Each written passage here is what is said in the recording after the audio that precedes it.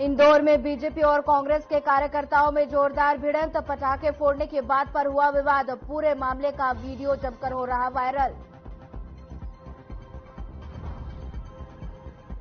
बड़वानी में cyber team को मिली बड़ी सफलता, पुलिस ने बरामद किए 62 मोबाइल की मार्केट में कीमत लगभग 9 लाख रुपए।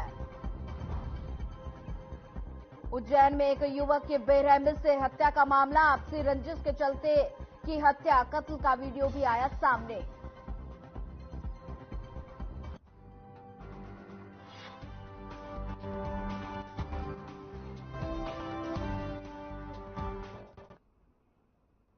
नमस्कार, मैं हूं आपके साथ सोनिया चौहान। हमारा मध्य प्रदेश में आप सभी का स्वागत है। रुक करते हैं खबरों की ओर। मध्य प्रदेश कांग्रेस कमेटी के नवनियुक्त प्रदेश अध्यक्ष जीतू पटवारी देवास दौरे पर पहुंचे, जहां कार्यकर्ताओं ने उनका जगह जगह पर पुष्प वर्षा और आतिशबाजी कर भव्य स्वागत किया। सयाजी गेट से भोपाल चौराहे तक उनका स्वागत हुआ। जीतू पटवारी ने कहा कि एक सत्ता और एक विपक्ष लोकतंत्र को जिंदा रखती है। हमारा दायित्व हम जिम्मेदारी से निभाएंगे।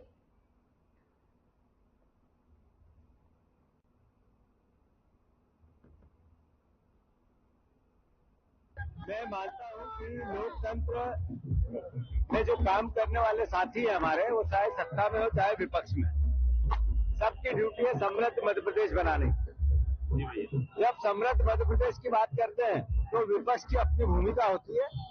सरकार ने जो घोषणा पत्र, वचन पत्र दिया, वो वचन पत्र की कॉपी मेरे हाथ में है। मैं मानता हूं कि जो वचन पत्र दिया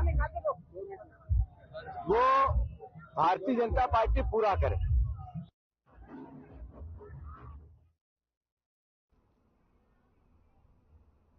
इन दिनों खनिज अधिकारियों और माफियाओं के बीच साठगांठ की बातें आम सी हो गई हैं। हर रोज सुनने या देखने को मिल जाएगा कि माफिया और छोटे से लेकर बड़े अधिकारी तक बंदर बांट चल रही है और सब तक अपना हिस्सा पहुंचता है। और ऐसी एक खबर इंदौर से है, जहां 4 अक्टूबर को खनिज निरीक्षक ने बिना ईटीपी अवैध रूप से गिट्टी परिवहन करते हुए एक वाहन को जब्त किया, और जिस पर खनिज निरीक्षक जगदीश नामदेव ने नियमानुसार 2,37,000 का जुर्माना लगाया था। इसी बीच जिला खनिज अधिकारी धर्मेंद्र चौहान और कर्मचारी राजकुमार पवार ने अपना खेल दिया और जुर्माने की राशि में हेरफेर कर दिया और तय जुर्माने में सिर्फ 1,18,000 रुपए ही जमा कर गाड़ी को छोड़ दिया गया, जिससे राजस्व को 1,19,000 का चूना लगाया गया।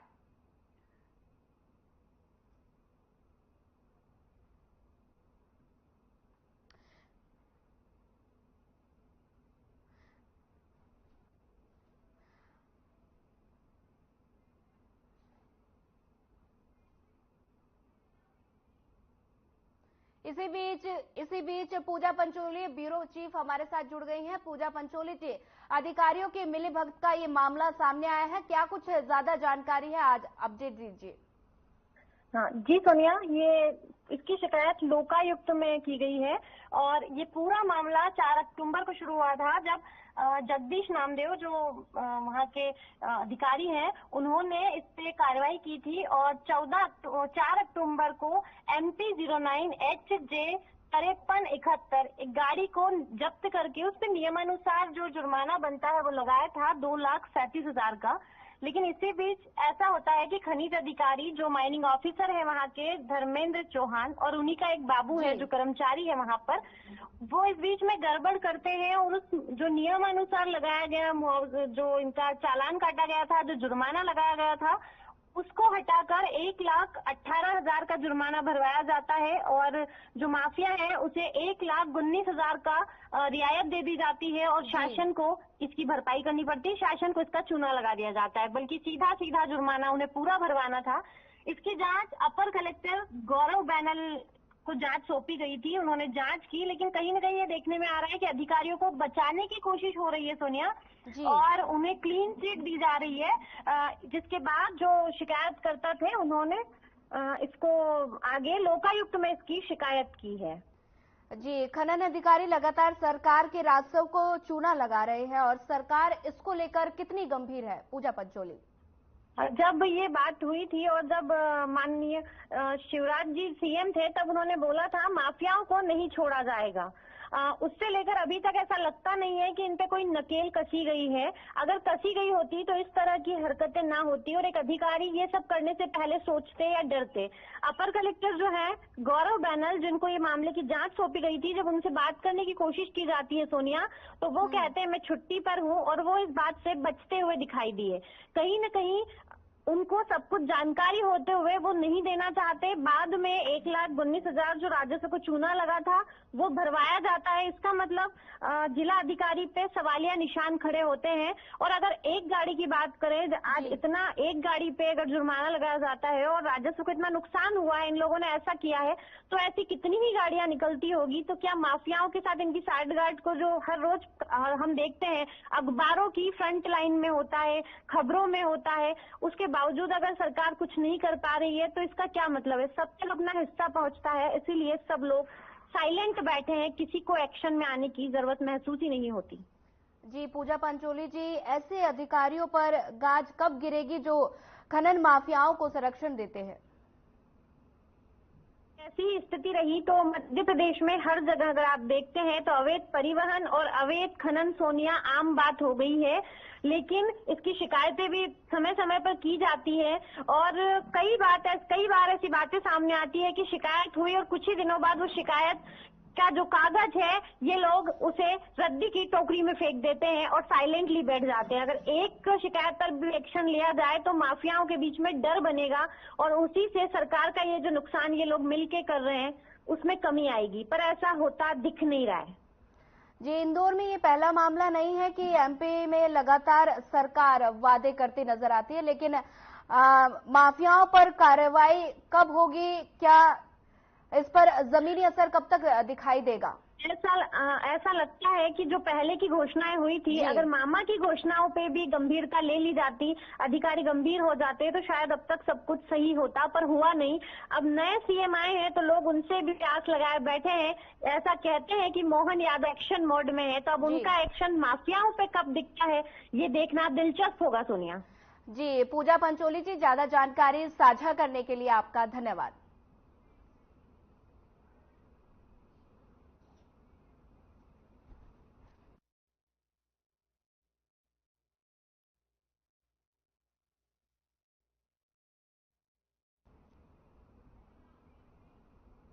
खबर इंदौर से है, जहां बीजेपी और कांग्रेस कार्यकर्ताओं में विवाद हो गया। कांग्रेस के कार्यकर्ता राजेंद्र नगर इलाके में पटाखे फोड़ रहे थे, जिन पर पटाखे न फोड़ने को लेकर बीजेपी और कांग्रेस कार्यकर्ताओं में विवाद हो गया। वहीं आपको बता दें, विवाद के बाद दोनों पक्ष ने एक दूसरे पर जहां ईंट पत्थरों से बता दें कि हमला किया, वहीं एक वायरल वीडियो में दोनों ही कार्यकर्ता आपस में मारपीट करते हुए दिखाई दे रहे हैं। वहीं इस मामले में बीजेपी के समर्थक जीवन मानवारे की रिपोर्ट पर इलाके के रहने वाले दिलीप, संजय, कमल समेत अन्य आयुष पर मारपीट का मामला दर्ज किया गया है। वहीं कांग्रेस की तरफ से भी इस मामले की शिकायत दर्ज कराई गई है।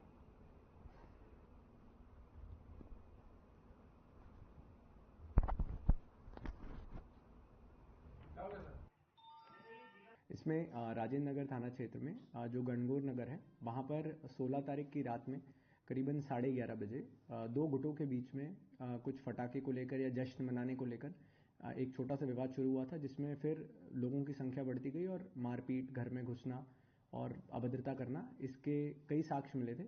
जिस वीडियो का आप संदर्भ दे रहे हैं वो भी उसी से संबंधित है, घटना से संबंधित है। इसी के चलते 17 तारीख को राजेंद्र नगर थाना क्षेत्र में जो सुसंगत धाराएं हैं उनकी तरफ से एफआईआर दर्ज हुई है।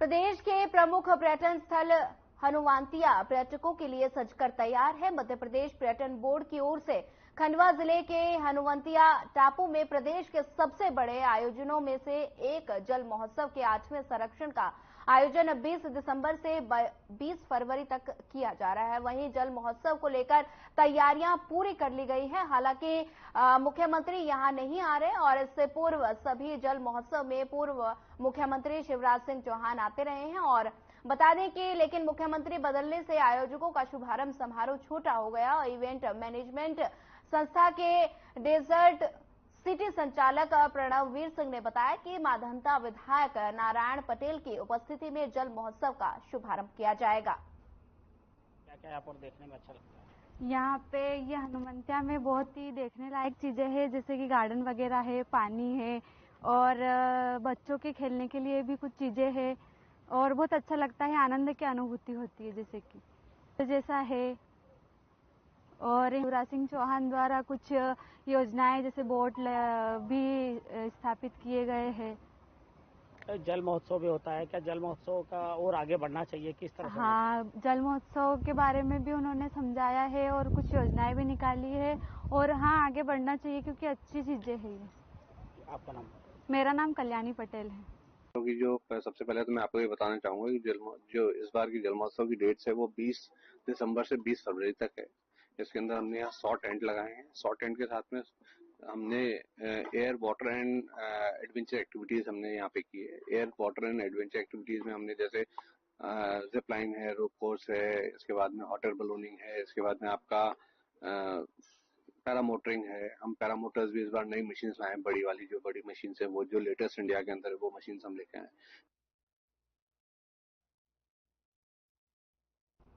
वरिष्ठ नागरिक पेंशनर्स एसोसिएशन द्वारा पेंशनर्स सम्मेलन और सम्मान समारोह का आयोजन किया गया।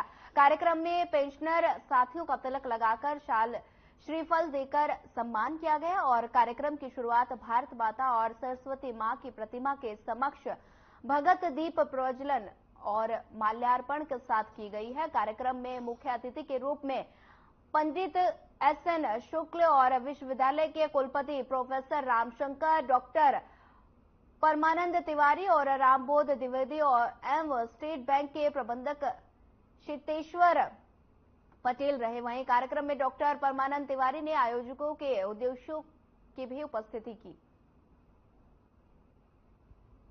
बता दें कि शेड्यूल पेंशनर्स का सम्मान सम्मेलन का आयोजन किया गया जिसमें कई गणमान्य लोग मौजूद रहे। आप तस्वीरों में देख सकते हैं कि सेवानिवृत्त कर्मी एक बड़ी धरोहर है। उन्होंने कहा कि पेंशन सम्मेलन का आयोजन किया गया। आप देख सकते हैं कि समारोह में काफी लोग मौजूद रहे। वहीं गणमान्य लोगों ने भी अपनी उपस्थिति दर्ज कराई। आप तस्वीरों में देख सकते हैं किस तरह से शॉल ओढ़ाकर फूल मालाओं के साथ स्वागत किया गया।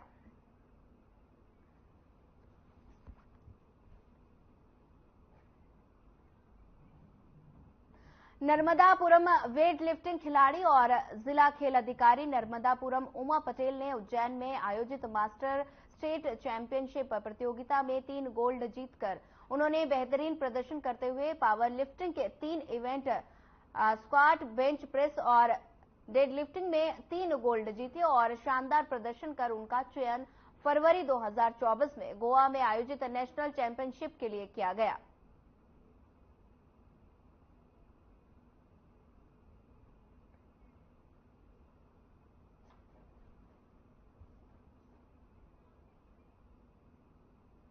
बीस साल पुराने राशन घोटाला मामले में मंदसौर के बीजेपी व केंद्रीय मंत्री ज्योतिराज सिंधिया के करीबी पूर्व जिला पंचायत अध्यक्ष राजेंद्र सिंह गौतम समेत 16 लोगों को मंदसौर न्यायालय में 5-5 साल की सजा और 4,51,000 के अर्थदंड से दंडित किया गया। वहीं आपको बता दें कि कोर्ट ने दोषी पाए गए आरोपियों को जेल भेजने की कार्यवाही की। वहीं जानकारी के अनुसार 2002 में गरीबों को राशन सामग्री वितरण हेतु गठित समिति व मौजूदा जिला सहकारी बैंक उपाध्यक्ष और तत्कालीन कांग्रेस नेता राजेंद्र सिंह गौतम व समिति के अन्य 15 सदस्यों ने गरीबों को वितरण करने हेतु सरकार से मिलने वाला राशन गरीबों को न बांटते हुए बाजार में व्यापारी को बेच दिया था।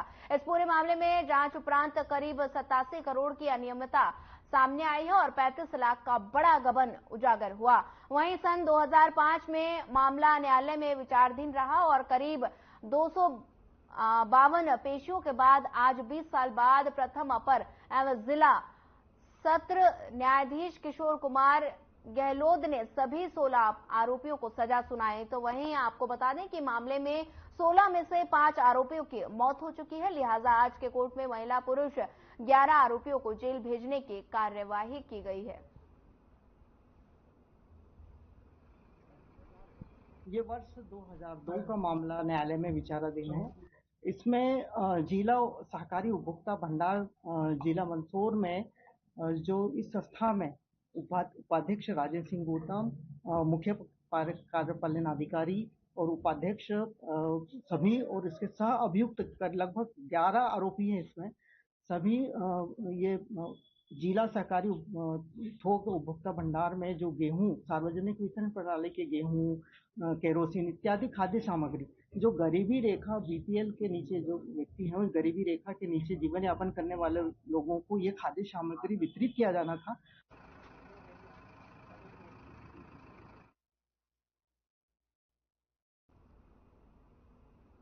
खंडवा में कलेक्टर के इस जनसुनवाई में फरियाद को लेकर आए पीड़ित की आंखें भर आई और इस दौरान पीड़ित ने कहा कि 5 महीने पहले आई बाढ़ से बड़ा नुकसान हुआ था, प्रशासन की तरफ से सहायता नहीं मिली। वहीं कलेक्टर का कहना है कि हमने तत्काल राहत देने का काम किया था। आपको बता दें कि इतने महीने में पहली बार कोई इस तरह की फरियाद लेकर आया है, जिसके बाद कलेक्टर के आदेश पर तहसीलदार से सर्वे का फिर से प्रशिक्षण करवाया जाएगा। मामला खंडवा जिले के पुनासा तहसील क्षेत्र का है।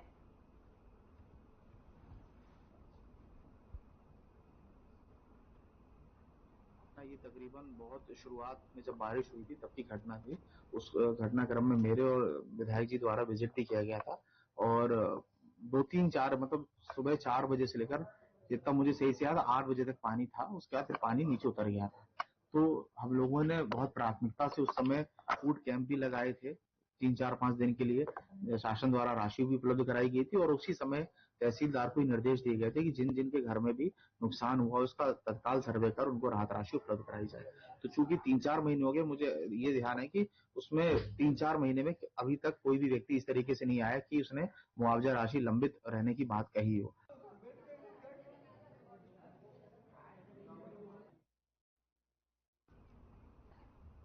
मड़वानी में मोबाइल गुम मामले में साइबर टीम को बड़ी सफलता मिली है। दरअसल गुम हुए करीब 62 मोबाइल के मूल्य करीब 9 लाख के बरामद कर संबंधितों को लौटाए गए। वहीं एसपी ने साइबर टीम को 10,000 के नगद पुरस्कार देने की भी घोषणा की है और पिछले 3 महीने में आचार संहिता और चुनावी रैलियों में कई मोबाइल गुम होने के शिकायत पुलिस को मिली थी और जिस पर सक्रियता से कार्य करते हुए साइबर टीम ने करीब 62 मोबाइल मूल्य लगभग 9 लाख बरामद कर संबंधितों को लौटाए। वहीं पुलिस अधीक्षक ने बताया कि मोबाइल गुम होने की शिकायतों को साइबर टीम ने गंभीरता से लेते हुए मोबाइल बरामद किए हैं और ये एक अच्छी पहल है और पॉजिटिव पहल है जिसका आमजन पर अच्छा प्रभाव पड़ेगा।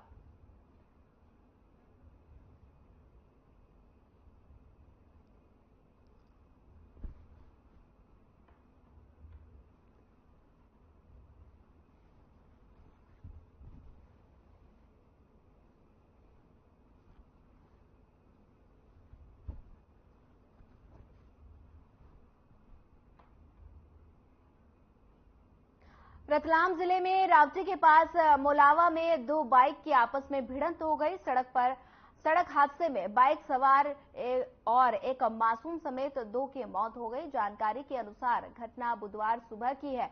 आपको बता दें कि ग्राम मोलावा में एक ओर से बाइक पर आशीष और बंटी दोनों पिता पुत्र जा रहे थे, वहीं सामने से दूसरी बाइक पर जिस पर पिता भालू और बहादुर पिता आ रहे थे, वहीं आते हुए दोनों की बाइक आपस में टकरा गई। टक्कर इतनी खतरनाक थी कि आशीष पिता बंटी और दूसरी बाइक पर बैठे पिता बालू की मौत हो गई, जबकि बंटी और बहादुर घायल हो गए, जिन्हें अस्पताल में भर्ती करवाया गया है।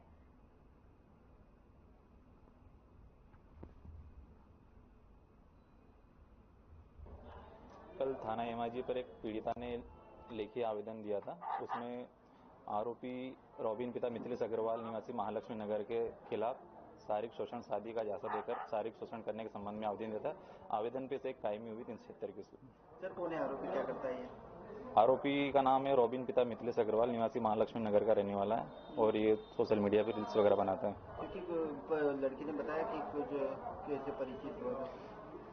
पीड़िता और आरोपी दोनों नेहरू नगर में मल्टी में रहते थे किराए से, आपस दोनों एक मल्टी में रहते थे किराए से। उसी दौरान उनकी बातचीत हुई और बातचीत के दोनों गहरी दोस्ती होगी।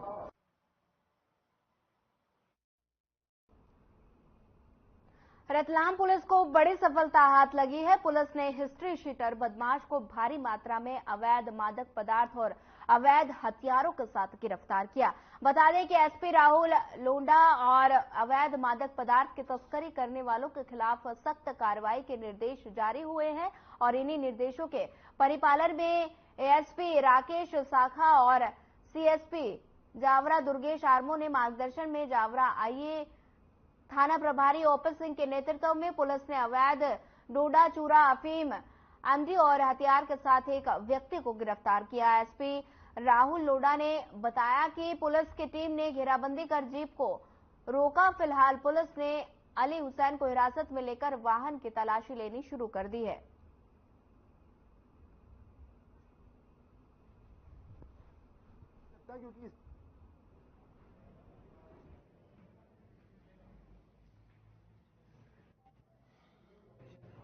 जानकारी में है कि जो चक्की वक्की उस टाइप का जो सामान रहता है कि भाई डोरा चोरा लाके इसको पूरा पीस के इंदौर जिले के किशनगंज थाना क्षेत्र के गांव भैंसलाय में दो युवक ढाबे पर खाना खाने गए थे और इसी दौरान खाना देने की बात पर गाली गलौज के बाद एक युवक के बदमाशों ने हत्या कर दी, जिस पर गुस्साए पीड़ित परिवार के साथ ही समाज के लोगों ने किशनगंज थाने का घेराव किया। वहीं मृतक के परिवार के गोविंद परमार ने बताया कि अंकल विष्णु परमार के साथ गांव भेसलाय में राजपूत ढाबे पर सोमवार की रात को खाना खाने गए थे। इसी दौरान ढाबा संचालक ने कहा कि अभी खाना बनाने वाले नहीं हैं। जब ढाबा संचालक से पूछा गया कि इतनी देर तक क्यों बैठाए रखा, तो वहां गाली गलौज पर उतर आए और मामला मारपीट तक पहुंच गया, जिसमें युवक की मौत हो गई। वहीं परिजनों ने आरोपी पर कार्रवाई की मांग की है।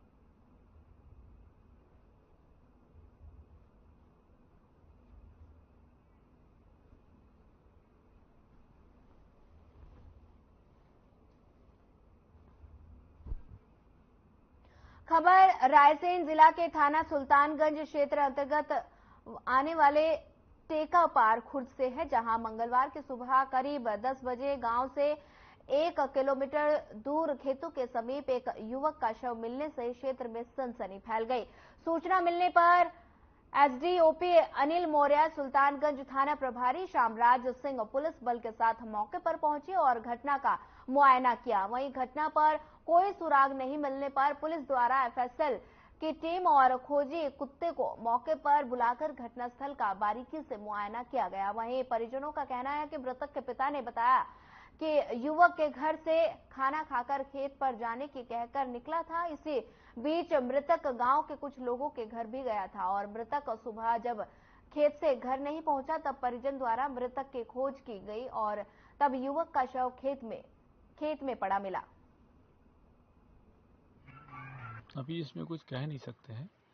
ये टेकापार खुर्द गांव है, उसमें ये यादव समाज का एक लड़का है, 35-37 साल का है। इसके चेहरे पर घाव टाइप की चीजें दिख रही है और इसलिए अभी कुछ कह नहीं सकते हैं। पीएम कराया जा रहा है और पीएम कराने के बाद फिर जैसी जांचें होंगी उस हिसाब से अग्रिम कार्रवाई की जाएगी। जी, थैंक यू। उज्जैन में 15 दिन पहले हुए मर्डर का वीडियो सामने आया है। महिला और उसके साथी युवक पर डंडे और सरिये लेकर टूट पड़े। हमले से युवक जमीन पर गिर पड़ा, लेकिन आरोपी उसे बेदम होने तक पीटते रहे, जहां युवक को अस्पताल में भी ले जाया गया था, लेकिन रास्ते में ही युवक ने दम तोड़ दिया था। आपको बता दें कि बड़नगर थाना प्रभारी मनीष दुबे ने बताया कि पोस्टमार्टम रिपोर्ट आने के बाद आरोपियों पर हत्या का केस दर्ज किया गया था। थाना प्रभारी ने बताया कि दोनों पक्षों के बीच पुरानी रंजिश थी। वहीं घटना वाले दिन दोनों पक्षों के बीच कहासुनी हुई और इसके बाद आरोपियों ने हमला कर दिया। 3 आरोपियों को गिरफ्तार कर लिया गया है। बाकी के आरोपी महिला समेत फरार हैं। ये मूलतः 3 दिसंबर की घटना है, जिसका वीडियो कल से वायरल हो रहा है। इसमें हम लोगों ने तत्काल पीड़ित पक्ष की ओर से एफआईआर पंजीबद्ध की थी।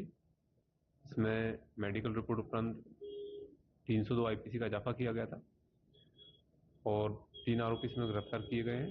3 अन्य की तलाश है। वीडियो आने के बाद इसमें पीड़ित पक्ष की ओर से आवेदन भी दिया गया है, जिसमें हम जो वीडियो में हैं उन लोगों की पहचान कर रहे हैं। एक इसमें महिला भी दिखाई दे रही है। इसका महिला की पहचान करके हम लोग इसमें जैसे ही साक्ष्य इसमें मिलते हैं हम लोग सभी को इसमें आरोपी बनाएंगे।